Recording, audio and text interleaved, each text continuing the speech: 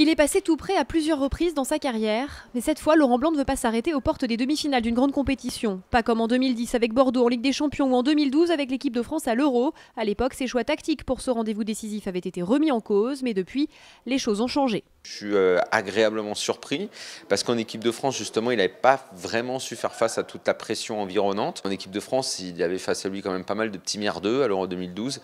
Là, il a des vrais pros, ça facilite le travail de beaucoup de coachs, ça facilite la transmission des idées et d'un plan de jeu, par exemple. Et ça se ressent dans les résultats. En championnat, le PSG est largement en tête du classement et en Coupe d'Europe, il a rarement été inquiété par ses adversaires cette saison. Les conditions semblent donc réunies pour passer enfin ce cap des quarts de finale. Je pense que cette année, il a dans les mains un joyau et qu'il a réussi à créer une ambiance, à montrer un esprit conquérant avec une tactique qui est basée sur quand même la conservation de balles, l'envie d'aller vers l'avant, de créer quelque chose. Il faut dire que cette saison, Laurent Blanc a aussi un effectif plus expérimenté et capable d'aller plus loin que les quarts de finale, à l'image de Maxwell, vainqueur avec Barcelone en 2011, ou encore Thiago Motta, vainqueur à 2 reprises en 2006 et 2010.